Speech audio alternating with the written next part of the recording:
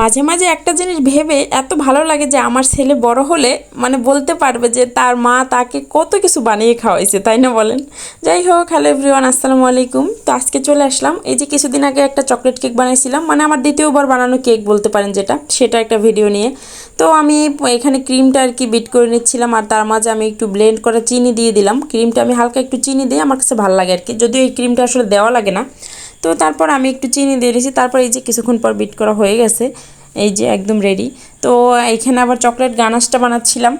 আপনার চকলেট গানাশটা একদম ready. Chocolate গানাশটা অবশ্যই ছেঁকে নিতে হয়, ছেঁকার পর মানে ওই গানাশটা বানানোর সময় একটু বাটার দিয়ে দিতে হয়, তখন অনেক গ্লেজি হয়।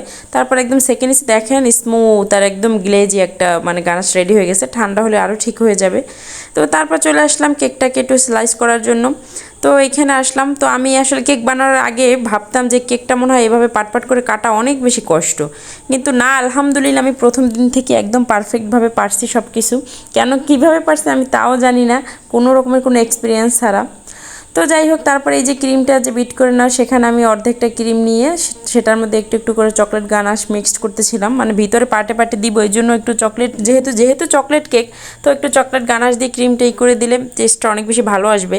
আর আমি বাসায় খাওয়ার জন্য বানাচ্ছি, একদম আমার মতো করেই বানাচ্ছি। তারপরে এই যে সুগার সিরাপটা নিয়ে আসলাম, এটা কিন্তু কফি দিয়ে বানানো, চিনির পানির সাথে কফি, একটু কফি পাউডারটা দিয়ে দিলে চকলেট কেকে অনেক সুন্দর ফ্লেভার আসে। তো যাই হোক, তারপর দিয়ে দিলাম সুগার সিরাপটা, তারপরে এই যে আবার দিয়ে দিলাম বেশি করে চকলেট গানাশ, তারপরে দিয়ে দিলাম সেই চকলেট গানাশ দিয়ে মিক্সড করা যে ক্রিমটা, সেই ক্রিমটা। তো এটার উপরে আবার দিয়ে দিলাম চকলেট গানাশ, তারপরে দিয়ে দিলাম আরেকটা পার্ট। তো এইভাবে করেই পার্টগুলো দিচ্ছিলাম। আর এই যে সেই সুগার সিরাপটা, যেটা কফি দিয়ে বানানো, অনেক সুন্দর একটা ফ্লেভার আসতেছিল। এটা দেওয়ার জন্য আমার কাছে মনে হয় টেস্টটা অনেক বেশি ভালো লাগছে। তো আবারও দিয়ে দিলাম চকলেট গানাশ দিয়ে, তারপর আবার সেই চকলেট ক্রিমটা দিয়ে সুন্দর করে আবার একটু দিয়ে ক্রিমের উপরে আমি আবারও গানাশ দিয়ে দিব। তো এইভাবে দিয়ে তারপর এই যে লাস্ট পার্টটা দিয়ে দিলাম। তো এটা তো আসলে মানে বেসিক একটা জিনিস, সবাই জানেন। তো আমি এইটা আসলে ডেকোরেশনটা আজকে নিয়ে আসছি আপনাদের মধ্যে, আর এর আগে তো যে এটার আসলে রেসিপিটা দিয়েছিলাম।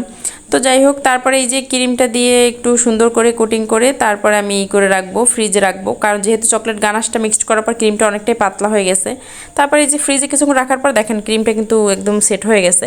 তারপর ফিনিশিং আনার চেষ্টা করতেছিলাম, আল্লাহর রহমতে অত ভালো পারি নাই। আমি ফিনিশিংটা কেন জানি না অত ভালো কিছুতেই আনতে পারতেছি না ভাই, আন্তরিকভাবে দুঃখিত। তো যাই হোক, যতটুকুই পারছি।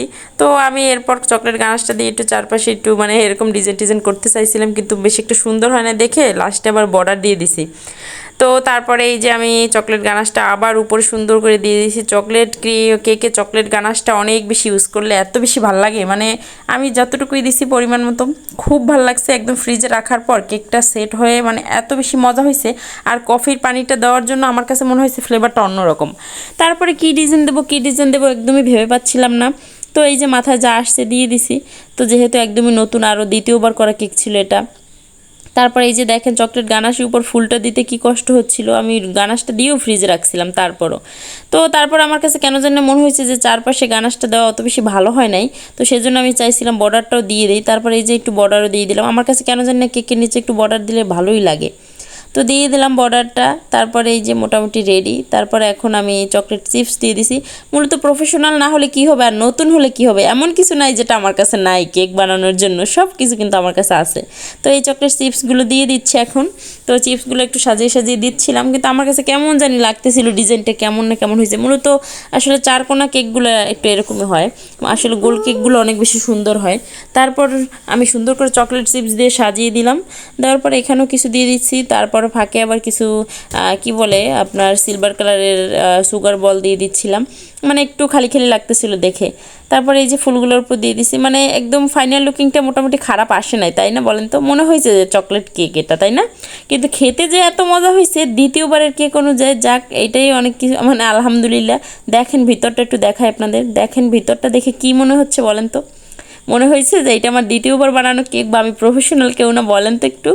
ভিতরটা এত সুন্দর হয়েছে বলেন, আর এত সফট হয়ে গেছে। আর পরদিন সকালে খাইছি আমরা, সারা রাত ফ্রিজে ছিল, আলহামদুলিল্লাহ অনেক মজা ছিল।